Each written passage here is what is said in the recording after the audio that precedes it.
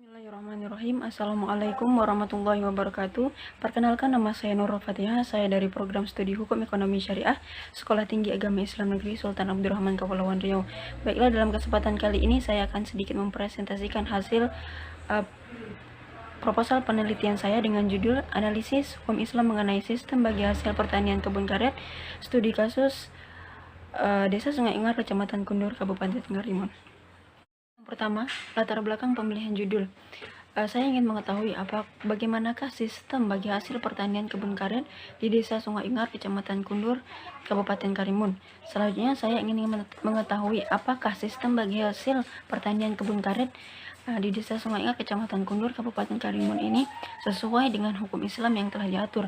Kemudian dari sisi pembahasannya, menurut saya judul ini sangat menarik untuk dilakukannya penelitian dengan didukung oleh data-data yang diperlukan serta diharapkan saya dapat menyelesaikan penelitian ini tepat pada waktunya.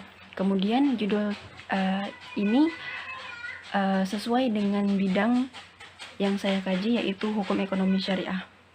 Baiklah, selanjutnya rumusan masalah dalam penelitian ini yang saya ambil ialah yang pertama, bagaimanakah sistem bagi hasil pertanian kebun karet di Desa Sungai Ungar, Kecamatan Kundur, Kabupaten Karimun.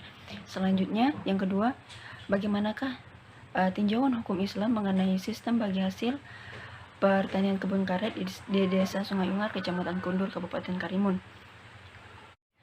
Selanjutnya, tujuan dari penelitian ini ialah untuk mengetahui bagaimana sistem bagi hasil pertanian kebun karet di Desa Sungai Ingar. Kemudian untuk mengetahui bagaimana tinjauan hukum Islam melihat sistem bagi hasil pertanian kebun karet di Desa Sungai Ingar. Dan yang terakhir, untuk mengetahui apakah sistem bagi hasil pertanian kebun karet di Desa Sungai Ingar ini sesuai dengan hukum Islam yang telah diatur. Baiklah, manfaat dari diadakannya penelitian ini terbagi menjadi dua. Yang pertama, manfaat teoritis. Dengan adanya penelitian ini, maka penulis berharap dapat memberikan referensi keilmuan tentang permasalahan yang berhubungan dengan bagaimana hukum Islam dalam sistem bagi hasil pertanian kebun karet.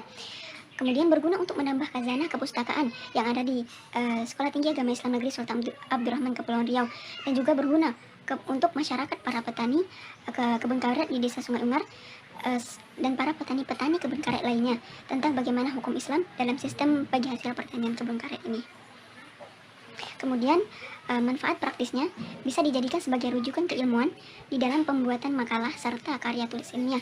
Bisa digunakan untuk acuan dalam pengembangan keilmuan dan untuk mendapatkan gelar sarjana S1 atau strata 1. Selanjutnya, kerangka teoritis. Kirot di dalam bahasa berasal dari bahasa Arab, yakni kata korot. Ialah suatu potongan sebab yang mana seseorang mempunyai harta kemudian memotong hartanya tersebut untuk si pekerja, supaya mereka bisa menggunakan harta tersebut atau sepotong keuntungan untuknya. Dasar hukum dibolehkannya bagi hasil atau kirot merupakan ijma serta kias dengan musafah bagi hasil ladang melalui kesamaan atas setiap pekerjaan yang dapat menghasilkan sesuatu, kemudian akan ada bayarannya, walaupun tidak diketahui seberapa besarnya, dan disebabkan kirot dan musafah ini keduanya dibenarkan dan dibolehkan dikarenakan keperluan terhadap orang. Adapun dalil dari dasar hukum kirot adalah yang pertama, Quran surah Al-Baqarah ayat 245. Selanjutnya Quran surah Al-Hadid ayat 1 dan Quran surat Al-Hadid ayat 18. Selanjutnya, dalam prinsip Islam memperbolehkan semua bentuk kerjasama, dan selama kerjasama tersebut bisa saling mendatangkan maslahat yang baik kepada dirinya juga kepada masyarakat banyak. Maka dari itu, hal tersebut sama dengan sistem bagi hasil pertanian kebun karet di Desa Sungai Ungar ini. Dalam hukum Islam ini, bagi hasil atau kirot pengelolaan lahan pertanian memiliki 3 macam pembagiannya. Yang pertama, mudarabah.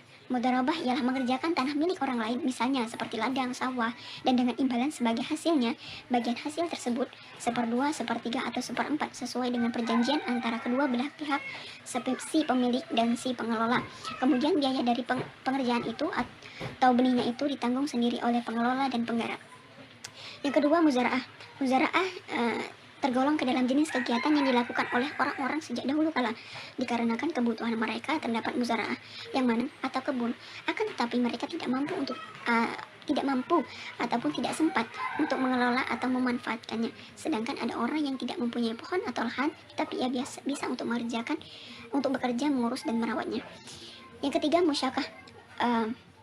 Pengertian musyakah di dalam pertanian Islam dikenal pula dengan adanya suatu format kerjasama, yaitu musyakah ialah penyerahan pohon kepada orang yang mengurusnya dengan ketetapan jika sudah masuk masa panen, maka dia akan diberikan keuntungan dari hasil panen tersebut dengan jumlah yang sudah ditentukan antara kedua belah pihak.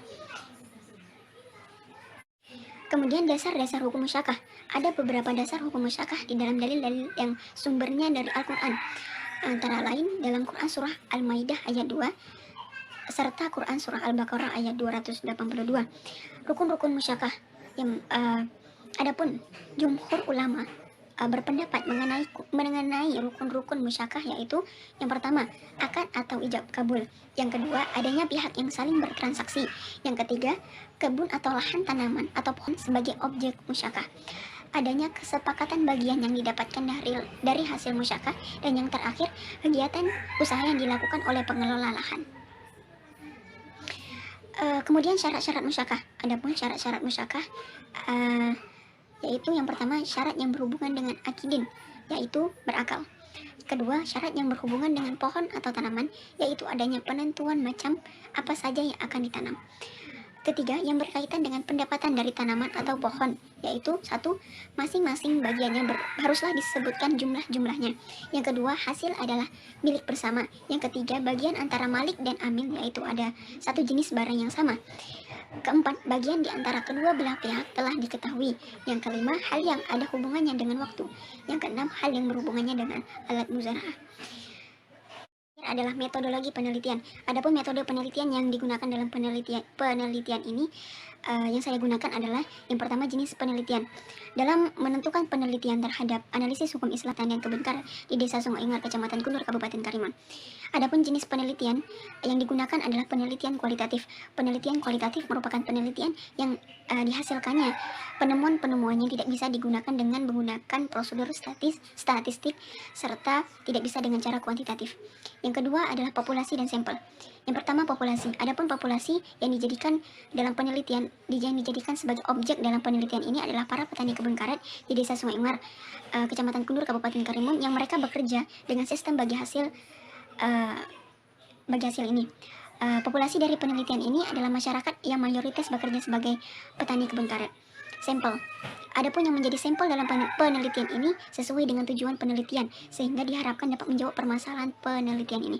Yang pertama, masyarakat atau para petani kebun karet yang menggunakan sistem bagi hasil, masyarakat atau pemilik lahan kebun tersebut, dan yang ketiga, pengepul atau toke karet yang membeli hasil karet tersebut. Yang ketiga, sumber data. Sumber data ini terbagi menjadi dua. Yang pertama, data primer. Maka dari itu, dalam penelitian ini, peneliti mendapatkan data primer melalui hasil wawancara dari para petani kebun karet di Desa Sungai Ingar, Kecamatan Kundur, Kabupaten Karimun, yang menggunakan sistem bagi hasil, dan juga dengan pemilik lahan atau kebun yang bersangkutan. Yang kedua, data sekunder. Adapun data sekunder yang digunakan dalam penelitian ini, peneliti mengambil dari data dari buku, jurnal, tulisan, dan juga penelitian yang berhubungan dengan permasalahan yang diambil, yaitu analisis hukum Islam mengenai sistem bagi hasil pertanian kebun karet di Desa Sungai Ingar, Kecamatan Kundur, Kabupaten Karimun. Yang selanjutnya, yang keempat, metode pengumpulan data.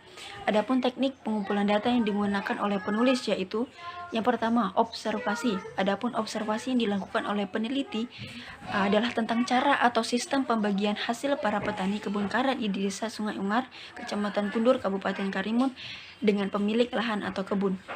Yang kedua, wawancara. Adapun dalam teknik wawancara ini, peneliti atau penulis mewawancarai narasumbernya, yaitu para petani kebun karet di Desa Sungai Ingar, para pemilik kebun atau lahan, serta para pengepul karet Kecamatan Kundur, Kabupaten Karimun dengan sistem bagi hasil dan dengan para pemilik lahan atau kebun. Yang ketiga, dokumentasi. Adapun dokumen yang diambil oleh penulis nantinya berupa catatan pembagian hasil kebun karet antara pemilik kebun dengan penggarap kebun karet. Yang terakhir atau yang kelima, Metode analisis data. Yang pertama, reduksi data. Masalah-masalah sistem bagi hasil kebun karet dalam perspektif hukum Islam di Desa Sungai Ungar, Kecamatan Kundur, Kabupaten Karimun diperoleh melalui wawancara serta dokumentasi dan lalu dianalisis dengan mengarahkan, menggolongkan, mempertajam, dan membuang yang tidak diperlukan serta mengkoordinasikan tersebut sehingga dapat disajikan. Yang kedua, sajian data. Adapun penyajian data mengenai sistem bagi hasil pertanian kebun karet di Desa Sungai Ungar, Kecamatan Kundur, Kabupaten Karimun dalam perspektif hukum Islam yang sudah direduksi dari bab-bab yang telah ada. Yang C, data. Kesimpulan dapat dibuat setelah seluruh data analisis tentang analisis hukum Islam sistem bagi hasil pertanian kebun karet di Desa Sungai Ungar, Kecamatan Kundur, Kabupaten Karimun. Oke, baiklah, mungkin hanya ini saja yang dapat saya sampaikan. Terlebih dan terkurangnya saya mohon maaf. Semoga bisa bermanfaat untuk kita semua. Saya akhiri, billahi taufik wal hidayah. Wassalamualaikum warahmatullahi wabarakatuh.